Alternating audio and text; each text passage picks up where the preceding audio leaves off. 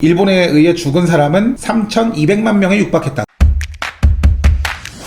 한국인은 강한 사람에게 꼭 놈자를 붙인다. 미국놈, 외놈, 떼놈, 러시아놈 등의 그런 무의식적으로 놈자를 붙여 깔보는 게 습관이 됐다라고 하는데, 글쎄요, 이거는 이 마이클 브린 기자가 조금 오해하는 것 같은데, 우리나라는 아까도 말씀드렸지만 굉장히 표현할 수 있는 그런 단어가 많잖아요. 그러니까 놈이라는 단어가 비하하는 건 맞는데, 사실은 뭐 한국인들이 기가 엄청 세고 외국을 깔봐서 놈자를 습관적으로 붙인다기보다는 뭐 일종의 이게 언어 유희이기도 하죠. 사실 그렇게 따지면 외국에서도 동양인이라든지 이런 특정 국가를 얘기할 때 비하하는 단어들이 있거든요. 근데 우리가 뭐 전 세계 국가들이라든지 뭐 센 나라만 골라서 우리가 독일놈들 이렇게 미국놈, 외놈, 떼놈처럼 유럽놈 이렇게 부르지는 않지 않습니까? 그래서 이거는 표현의 수단이고, 우리가 놈자라는 단어를 깔보기 위해서 한다기보다는 일종의 언어 유희이자, 아닌가, 깔보는 건가? 저는 뭐 이렇게 깔본다고 외놈, 떼놈 이렇게 하지. 근데 뭐 어쨌든 뭐 이렇게 놈자를 자주 붙이긴 하니까 이것도 일부 인정해야 되겠네요, 보니까. 자, 23번째, 약소국에게는 관대하다. 아, 그러네. 아프리카 사람, 인도네시아 사람, 베트남 사람 등에는 뭐 놈자를 붙이지 않는다, 뭐 이렇게 써놨는데, 그러네요. 생각해보니까 우리가 그 외국 노동자분들에게 외노놈 뭐 이렇게 부르지, 특정 국가를 가리켜서 어디 놈들 이렇게 부르는 빈도보다는 확실히 뭐 외놈, 떼놈 뭐 이렇게 단어를 쓰는 경우가 많은 거 보니까 요거 뭐 이렇게 듣고 보니까 묘하게 설득력이 있습니다. 그러네. 우리가 아프리카 사람들한테 근데 뭐 가끔 이렇게 흑인 놈, 빈도상으로 봤을 때는 그런 것 같긴 합니다. 자꾸 보니까. 혹시 이 부분에 대해서 좀 의견 있으신 분들은 댓글을 좀 달아주세요. 저도 이게 뭐 확실하게 이렇다 말씀드리기가 좀 애매하네요. 자, 24번째, 한국의 사냐는, 사냐니까 이제 뭐 산이라든지 이런 평야 같은데 음양이 강하기 때문에 기가 강할 수밖에 없다. 그리고 강한 기는 강한 종자를 생산해낸다. 야, 근데 영국 기자가 이제 음양까지 이제 나왔네요. 지금 보니까 풍수지리설까지 공부를 하신 것 같기도 하고. 글쎄요, 이게 기라는 표현 자체가 좀 애매하긴 한데 뭐 그런 생각은 있죠. 그러니까 뭐 저부터도 특히 이제 역사를 보면은 임진왜란이라든지 이후에 있었던 호란, 그리고 최근대까지는 이제 동학농민운동이라든지 이런 거 보면은 사실 대한민국의 권력자나 정부 기관보다도 이런 민중의 저항, 우리를 대표하는 사람들이 제대로 된 일 처리를 못하면은 민중들이 직접 들고 일어나서 이렇게 외세 침략을 막아낸다든지 민주화운동 같이 이런 일들도 상당히 여러 가지 역사적인 사건들을 많이 만들어냈기 때문에 저항이 강한 민족이다. 그러니까 뭐 함부로 누구에게 자꾸 얘기하다 보니까 기가 센 민족,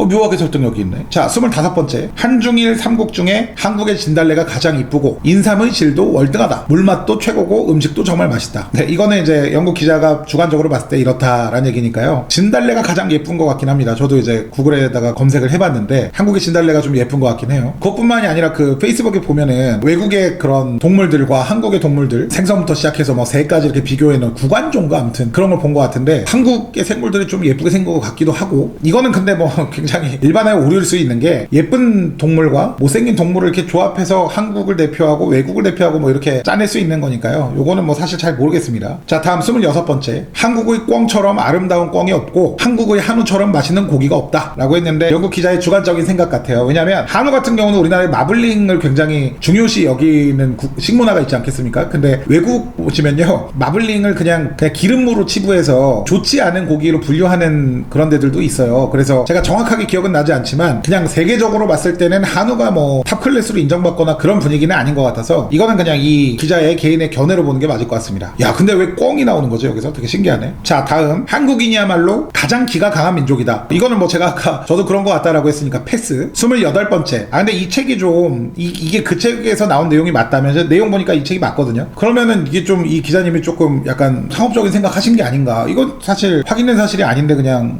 외국인 기자가 뭐 이렇게 봤다 하니까 이거는 사실 기분 좋을 수도 있는 콘텐츠인데, 우리가 객관적으로 우리를 좀 돌아볼 수 있을 만한 콘텐츠는 못 되는 것 같아요. 제가 지금 보면 볼수록. 자, 그리고 28번째, 한국의 독립운동사만 봐도 알 수 있다. 이제 기가 강하다라는 걸 부연 설명하는 것 같아요. 중국은 광활한 대륙, 그리고 끝없는 사막, 넓은 고원을 언급하면서 스스로를 대인이라고 부르지만 이런 거 옛날에 포청천에서 천만의 말씀이다. 얼핏 대륙에서 태어난 중국인들의 마음이 넓을 것 같지만 결정적으로 보면 한국인들보다 기가 약하다. 1932년 일본이 중국에 만주국을 건설하고 1945년 폐망하기까지 13년 동안 난징 대학 생활을 포함해서 일본에 의해 죽은 사람은 3,200만 명에 육박했다. 중국인이요. 근데 이런 와중에서도 중국인이 일본 고위층을 암살한 경우는 거의 전무했다고 합니다. 그에 비해 한국은 만 35년 동안 32,000명 정도로 중국에 비해서 이제 피해가 적었다라는 거죠. 학살당한 그런 숫자가. 않았습니까? 1000분의 1에 불과했지만 일본 고위층의 암살 시도와 성공 횟수는 세계가 감탄할 정도였다. 대표적으로 1909년 안중근 의사가 하얼빈역에서 이토 히로부미를 살해했고 1932년 이봉창 의사는 도쿄에서 일왕에게 폭탄을 던졌으며 같은 해 윤봉길 의사는 상해에서 폭탄을 던져 상해 8기군 시라가와 대장 등 일제 고위장성 10명을 살상했다. 1926년에는 나석조 의사가 민족경제 파탄의 주범인 동양척식 주식회사에 폭탄을 투척했고 조선철도회사에서 일본인을 저격한 뒤 자살했다. 네, 우리의 뭐 너무 자랑스럽고 너무 존경받아야 되는 우리 독립투사 분들에 대한 얘기인데 이거는 뭐 굳이 제가 뭐 따로 찾아보지 않겠습니다. 그냥 한국인이 뭐 기가 뭐 세고